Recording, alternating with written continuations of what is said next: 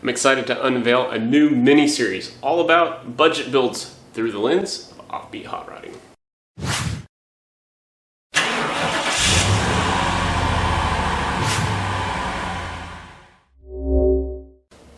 Welcome to the channel. I'm Grant Tommy. This is Street 6 Fan, your home for offbeat hot rodding. Yes, before the jump, I use that catchphrase. If you're unfamiliar to what that means for me and what my channel is about, is trying to find those diamonds in the rough, the little bit off-center, not super mainstream cars, because oftentimes I feel like you can find them in better condition, as opposed to if you found an immaculate, pristine, say 1970 Camaro, well, the price tag on that's going to be through the roof. And if you're wanting to get into hot rodding at the entry level, I feel like these are great cars. As you know, I've on this channel built a 1978 Ford Fairmont, and then my current build is a 1979 Pontiac Grand Prix. Both of those cars check those boxes. They were not necessarily the most sought after car of that time, but they did check a few other important boxes, which we'll get into here in a second. As you know, if you've been a long-time follower of this channel, annually I do a top 5 budget builds of, I think I started in 2021, and then that was a very successful video, so I just kind of did that year after year. Now, I did one for 2024, but I made a huge mistake and messed up some of my audio mixing, so I actually pulled that one down from the channel. But what I noticed was really this year, 2024, and now we're going to look at this as a 5-year case study. So we basically have from 2021, and now we're going to project into 2025. I guess trends, or basically I feel like I can confidently say these are my top 5 budget builds of the last 5 years. Now, again, I pulled down the 2024 version, and it felt sort of like a greatest hits, but let's review what it takes to check these boxes. All right, if you are just catching this for the first time, you've never seen any of these series, well, I'll leave an info card up over here. You can go back and start from the very beginning of the 2021 version, but by and large, the only thing that's changed over the years has been the price tag, and thanks to COVID, we had to keep ratcheting it up from year after year. So for this criteria, we're using Facebook Marketplace, and we type in, a list price max of $3,800. Now, typically what I like to say is I love using the 90% rule, which is if you show up with a pocket full of cash, which is 90% of the asking price, you can most times walk off of that person's property with a vehicle. So you're much closer to about $3,400 for the amount of money you need to save up to snag one of these vehicles. The other thing we assume is that it's got a straight body, very minimal rust, very few dents. Again, use my Grand Prix and my Fairmont as examples as to maybe the standard I hold myself to. It also has to run and drive. This assumes the person who can only save up $3,400 to get into this entry-level car doesn't have a trailer, doesn't have a truck and trailer. Now, in the case of my Grand Prix, it of course had a shock transmission. By dumb luck, it was close enough to the transmission shop that I like to take my stuff to, that because I have a AAA membership, it was like, I think, less than 10 miles. I want to say it was single digits.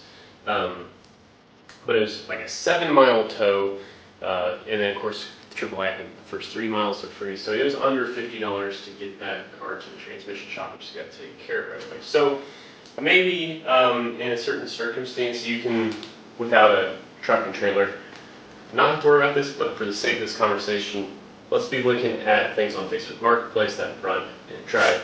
And then of course the most important 2 criteria for all of this is, well, we want to make sure it's got V8 power and that it's rear-wheel drive. I assume that you're tuning in this channel because, like me, you're born into the car obsession through, say, like muscle cars, things like that. So we're going to try to get as close to that sensation as we can with that criteria.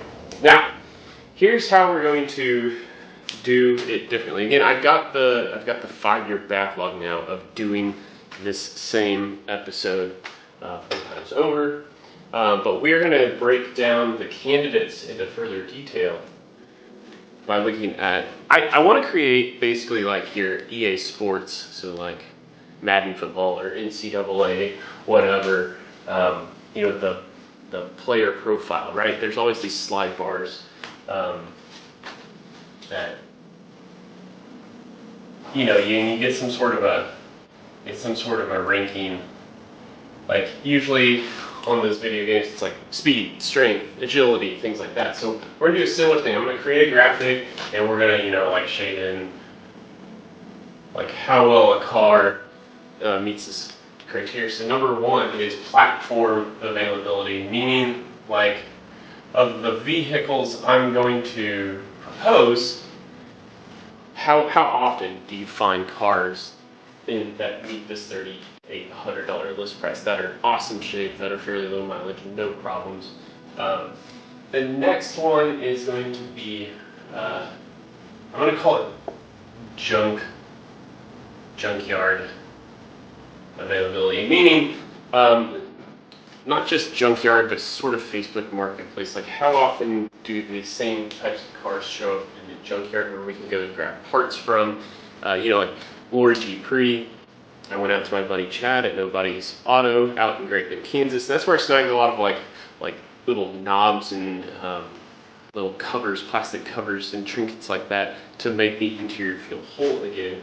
So junkyard availability is number 2. Number 3, engine modifications. How easy is it to have bolt-on horsepower, and at a good price point? Because you'll see when we go in this mini-series how sometimes like the parts are out there, but they're just a freaking ridiculous price point. So that is maybe not just engine modifications, but engine modifications. Let's do it this way. We'll call it cheap engine modifications. Now, if there's really no cheap option, we're not just going to ding them 100%. Like if there's good availability, like let's put this in parentheses. And then lastly, similarly cheap other modifications. So mainly, does the car have a goofy bolt pattern for the wheels that it's hard to find options for panels, or mostly though we're talking like brake and suspension and steering parts, outside the Go Fast goodies, third members, things like that. Can we get good rear ends? So this is going to be a mini series. The first, if I do this right, now put a giant asterisk here because as a new father, time is at a premium. But if we do this right, the first episode goes up on November 8th. That's the deadline day that I've been trying to hit all year, the 8th and the 23rd of the month. But then, since there's going to be a top 5, I want to do number 5, and then I'm going to work all the way up to number 1. And hopefully that becomes 5 consecutive days in a row. If not, it'll be strung out over further time, or maybe I'll merge some episodes, I don't know. But ideally, I'd love to do a 5-part mini-series walking you guys through the top 5 offbeat hot rod budget builds of the last 5 years. And honestly, as you project forward into, I cross-referenced my data here as it stands today in the fall of 2024, and it's still held up. So I like to think that this is probably going to last another, maybe not another 5 years, but for sure this is going to be relevant data for the next 2 years, I would think. But thanks for tuning in, and thanks for hearing me out. I know hopefully this was a little different than just a simple talking head video, but we'll see in the post edit how good this turns out. Reminder, I have done previous versions of this, so why don't you go ahead and check out some of my old versions. You might be able to start to anticipate where I'm going with this. But that's going to do it for this episode. To all my 6 fans out there, thanks for watching.